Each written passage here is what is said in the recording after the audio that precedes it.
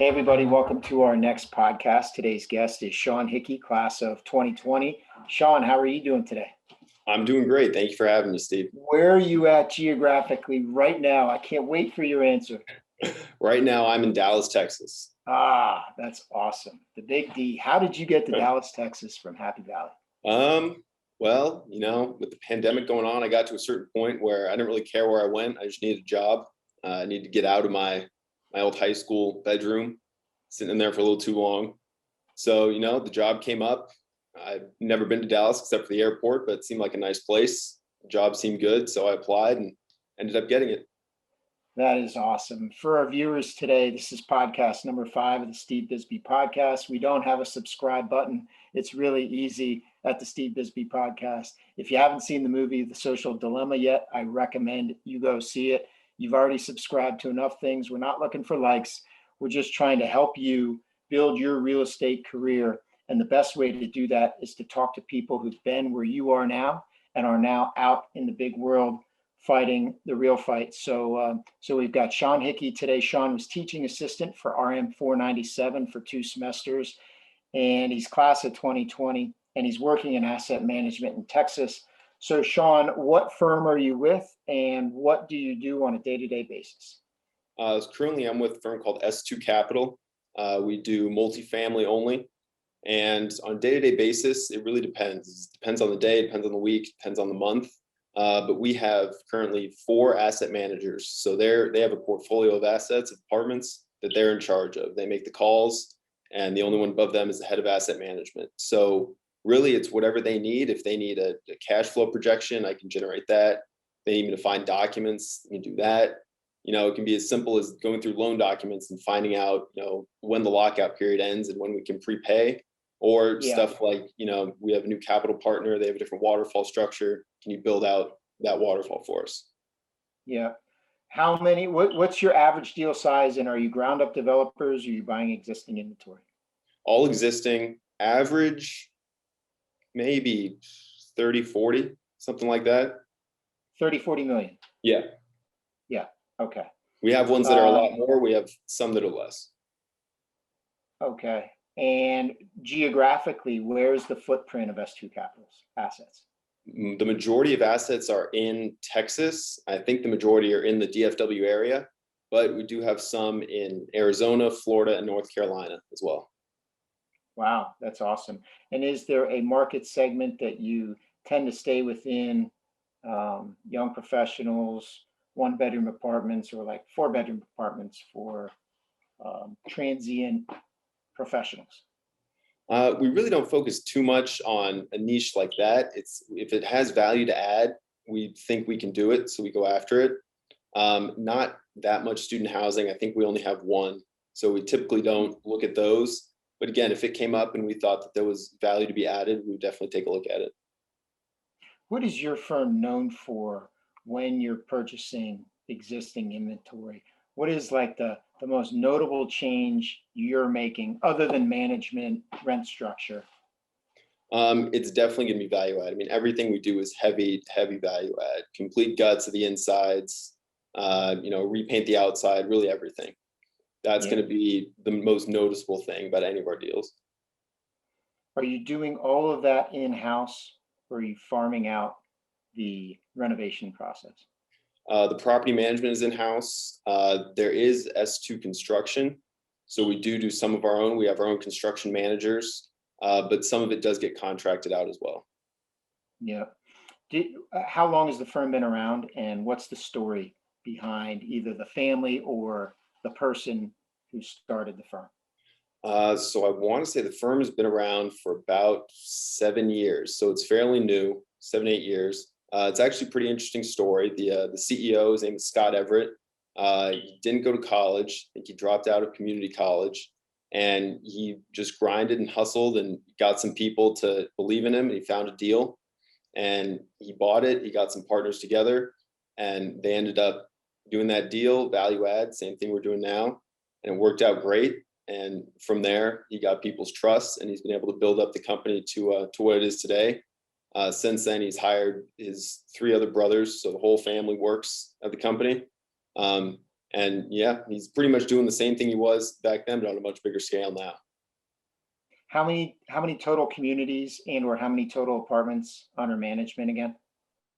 I think it's 51 apartments and roughly 18,000 units. 51 communities, 18,000. Yeah. Wow. Wow. All right. That's it's bigger than I thought. Yeah. I Um, think and we're just shy of the I forget what it's called, but the top 50 for units under management. yeah, yeah. NMHC, I think. So who runs the show in around the water cooler? Is it the property management side or is it the asset management side? Well, there's acquisitions too, but on the Yeah. property management, on the operations side, it's asset management. Mark Everett, Scott Everett's next oldest brother, is the head of asset management. So everything on operations pretty much runs through him, whether it be construction, property management, more on the asset management level with the finances. Everything eventually goes through him. Yeah.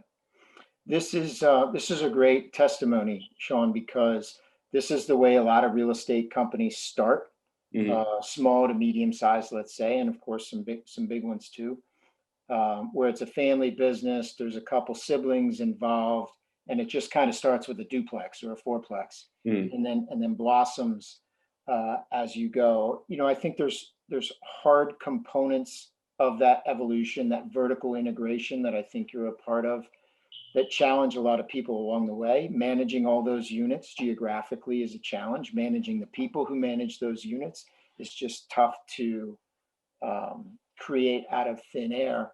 But what Right. I want to get your thoughts on is the capitalization side. How do you traditionally finance a deal? How much as a percentage is debt capital? And then you mentioned capital partners. How do you finance the equity?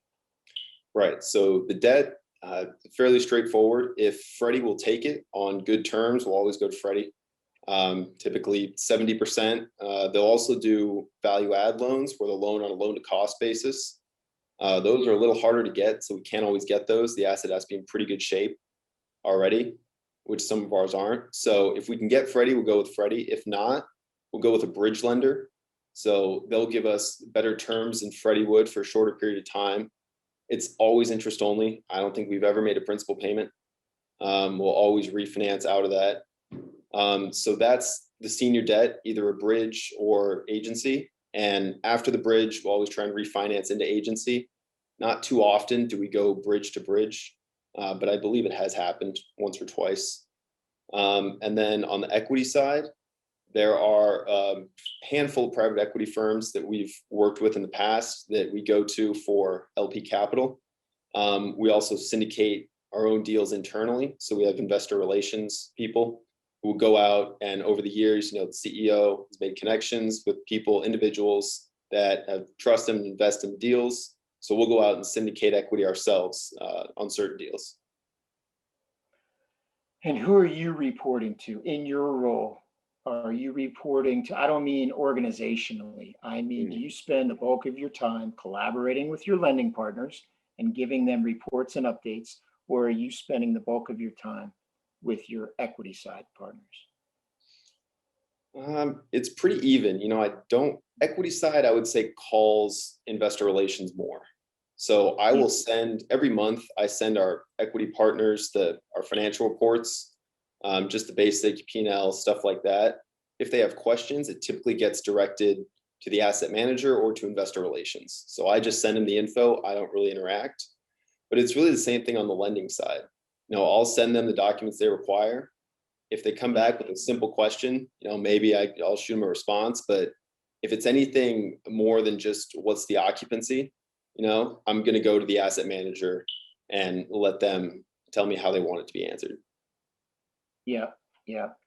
What do you like best about your job thus far?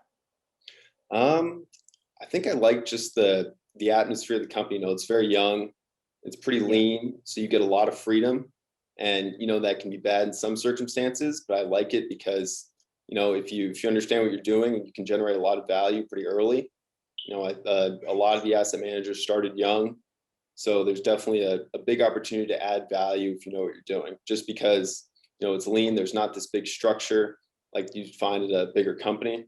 So that's definitely a good opportunity. What is making your deals a really great deal home run? Is it the acquisitions folks finding really distressed properties that your program tends to add value to? Or is it the management side? Or is it the financing side? Clearly, I'm sure it's a combination, but what is the biggest contributor? I mean, as you said, it's definitely a combination, but a lot of our deals come off market. I think it was something like 99% of our deals are off market or Yep. not fully marketed. So that definitely helps. Anytime you can get a deal without a full marketing process, it's always nice. But at the same time, there's also stuff on the back end where, maybe we're able to push rents more than we thought because we can add a backsplash instead of not doing it.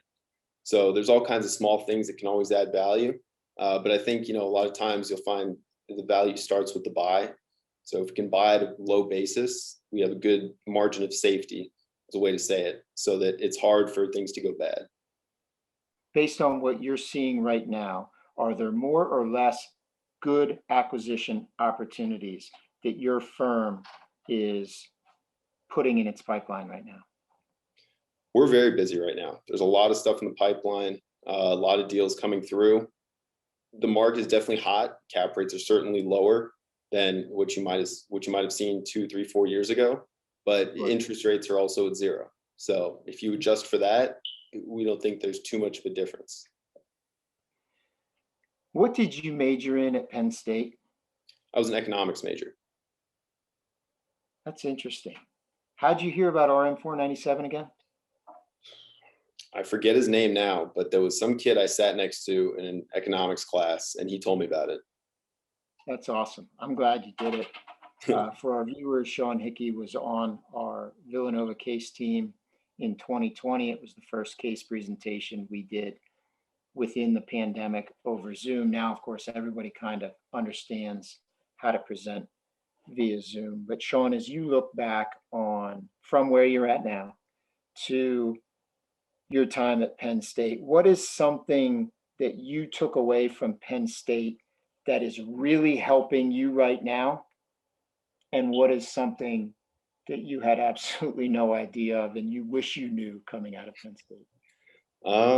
I would say the case competitions were definitely the biggest help. I mean, obviously, I was an economics major, so not too much real estate coursework in there. So the case competitions were very helpful. I mean, just building the models from the ground up, having to learn all of that, getting good at Excel, all of those technical skills. I mean, it's so much easier when you can come into a job and not have to have someone teach you Excel. If you can just learn the Yeah. finance and learn the operations, it makes things a lot easier for both you and the people you're working with. Um, as far as what I wish I would have known, I don't really know. I felt fairly prepared. I guess the operations side, I just never been that exposed to. I mean, the case competitions typically focus on the finance. It's always an acquisitions or a development. My internship was in acquisitions, so I just didn't really know that much about the operations side. But there's a lot of stuff you learn on the job anyway. So, I don't know how I would have gotten more exposure to that, but that would be one thing I'd say I didn't have too much knowledge of coming into my job. Yeah. Well, congratulations. I'm very happy for you. I spent 4 years of my life in Texas right after I graduated from college, and it's just such a beautiful place.